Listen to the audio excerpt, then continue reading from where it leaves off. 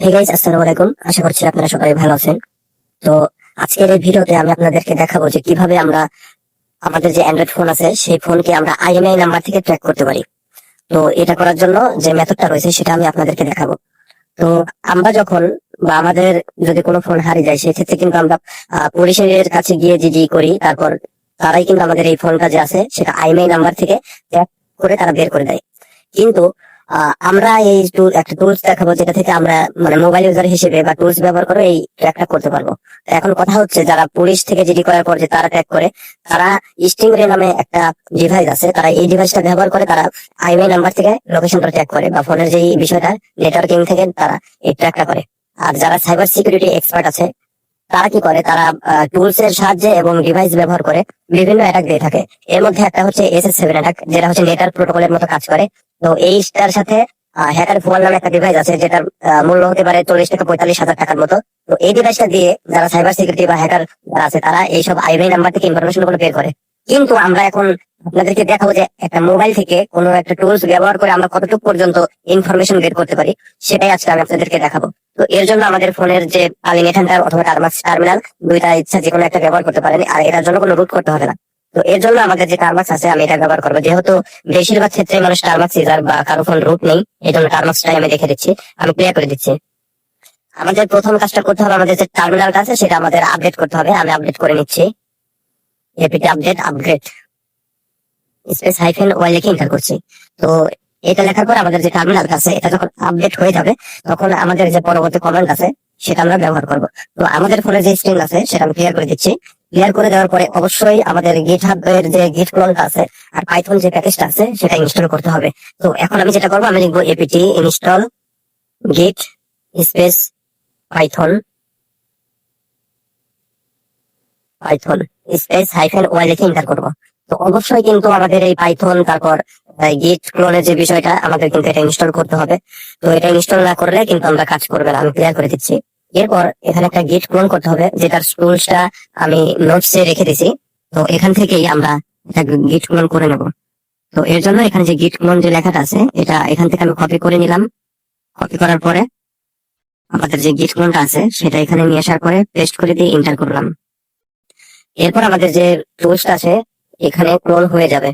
এরপর যদি আমি এলএস লিখে এন্টার করি তাহলে আমাদের সামনে আইএমআই ট্র্যাকার নামে একটা টুলস এখানে শো করবে। আমরা সিডি লিখে আইএমআই ট্র্যাকার যে লেখাটা আছে কপি করলাম, এখানে পেস্ট করে দিয়ে এন্টার করলাম।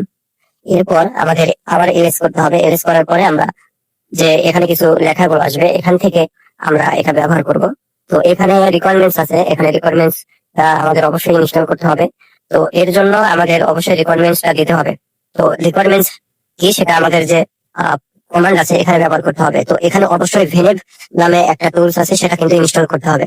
আর এই ভেনেভ যে টুলসটা এটা ইনস্টল না করলে আমরা আইএমআই ট্র্যাকার যেটা আছে সেটা কিন্তু ব্যবহার করতে পারবো না। এর জন্য আমাদের এটা কিন্তু ইনস্টল করতে হবে। এই কমান্ডটুকু হচ্ছে ইনস্টল করার জন্য। নিচে যে সোর্স ভেনেভ বিট অ্যাক্টিভ, এটা হচ্ছে ভেনেভ যে টুলসটা আছে সেটা অ্যাক্টিভ করার জন্য। আমি দুইটা কমান্ড একসাথে ব্যবহার করব, আপনার ইচ্ছা করলে একটা একটা করে ব্যবহার করতে পারেন। আমি পেস্ট করে দিলাম, এন্টার করলাম। এখানে একটু অপেক্ষা করলে আমাদের যে টুলসটা আছে ইনস্টল হওয়ার পরে সরাসরি অ্যাক্টিভ হয়ে যাবে। আর এটা যখন অ্যাক্টিভ হবে তখন এই টার্মাক্স টার্মিনালের বাম পাশে যেরকম লেখাটা আছে ভেনেভ লেখাটা আসবে। এরকম ভেনেভ লেখাটা আসার অর্থ হচ্ছে আমাদের এটা অ্যাক্টিভ হয়ে গেছে। এখন আমাদের যে রিকোয়ারমেন্টস আছে সেটা ইনস্টল করতে হবে। এখানে যে কমান্ড যেটা আছে সেটা আমি দেখে দিচ্ছি, পিপি ইনস্টল আপগ্রেড পিপি বা পিআইপি বা রিকোয়ারমেন্টস যেটা আছে এটা কপি করলাম। আপনারা এটা কপি করার পরে আমি ক্লিয়ার করে দিচ্ছি, এখানে পেস্ট করে দেবেন। পেস্ট করার পরে এন্টার। এখানে রিকোয়ারমেন্টস যেটা আছে সেটা ইনস্টল হয়ে যাবে। আর এই কমান্ড গুলো যদি আপনারা ব্যবহার করতে ভুল করেন সেক্ষেত্রে কিন্তু কাজ করবে না। তো আমি আবারও বলে দিচ্ছি যে হ্যাকিং কাজ করা বা ইনফরমেশন বের করা এগুলো কিন্তু ডিভাইস লাগে বা টুলস এর সাথে ডিভাইস লাগে, দুইটার একসাথে কাজ করলে কিন্তু বিভিন্ন কাজ করা যায়। কিন্তু আমি আপনাদের এখন যেটা দেখাচ্ছি শুধু একটা টুলস ব্যবহার করার ক্ষেত্রে। তো ডিভাইস ব্যবহার না করে টুলস ব্যবহার করে আমরা কতটুকু ইনফরমেশন বের করতে পারি সেটাই জাস্ট আমি আপনাদেরকে দেখিয়ে দিচ্ছি। আমি ক্লিয়ার করে দিচ্ছি। ক্লিয়ার করার পরে আমাদের এখান থেকে এলএস লিখে এন্টার করলে আমাদের এরকম আসবে। তো এখান থেকে ট্র্যাক নামে যে পাইথন প্রোগ্রামটা আছে এটা এখন আমরা রান করব।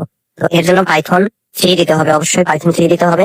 তারপর track.py এখানে লিখে এন্টার করতে হবে।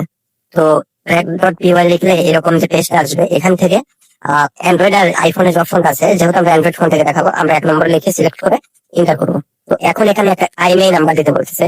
তো আপনারা অবশ্যই জানেন যে একটা ফোনকে কন্ট্রোল করার জন্য আইএমআই নাম্বার লাগবে। তো এখানে আপনারা আইএমইআই নাম্বারটা দিতে হবে। আইএমইআই নাম্বারটা না দিলে কিন্তু কাজ করবে না।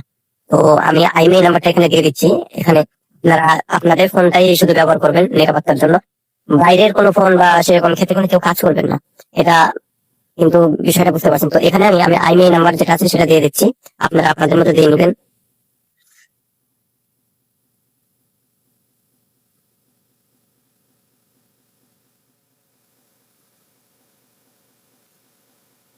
তো আমি এখানে আইএমইআইটা দিয়ে দিচ্ছি। এখন আমি ইন্টার করবো। ইন্টার করার পর এখানে একটা জিমেইল চাইবে, আমি জিমেইলটাও দিয়ে দিচ্ছি।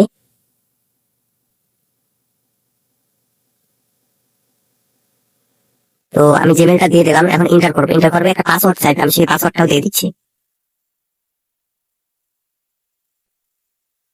পাসওয়ার্ডটা দেওয়ার পরে ইন্টার করবো। ইন্টার করার পরে এরকম লেখাগুলো আসবে। তো এরকম যখন লেখাগুলো আসবে তখন একটু একটা লিঙ্ক আমাদের এখানে আসবে, যে লিঙ্কটা আমরা এখানে থেকে দেখতে পাচ্ছি, ডিভাইস লোকেশন ইউআরএল। তো এখানে যে আমরা ইউআরএলটা দেখতে পাচ্ছি, এই ইউআরএল থেকেই আমরা Google find my device hub যে ভার্সনটা আছে, সেখান থেকে আমাদের এই ফোনটা আমরা সবকিছু ইনফরমেশন দেখতে পারবো, অর্থাৎ লোকেশন, মানে অর্থাৎ যেটা আমরা বলছি ট্র্যাক করতে পারবো। তো এটা আমি কপি করছি। এটা কপি করার পরে আমরা কপি করে নিলাম, এই লিঙ্কটা আমরা কপি করলাম। কপি করার পরে আমরা যদি আমাদের ফোনের যে ব্রাউজারটা আছে সেটা ওপেন করি, ওপেন করার পরে আমরা আমাদের যে লিঙ্কটা নিয়ে আসছি সেটা পেস্ট করে দিয়ে ইন্টার করবো।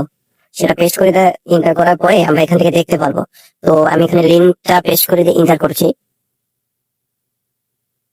হ্যাঁ, এখান থেকে দেখতে পারবেন যে এখানে এই লিঙ্ক থেকে দেওয়ার পরে এখানে দুইটা ডিভাইস দেখাচ্ছে। সেটা হচ্ছে আমার যে জিমেলটা দিছিলাম সেই জিমেলে একটা জিমেলে দুইটা ফোনই সাইন ইন করা আছে।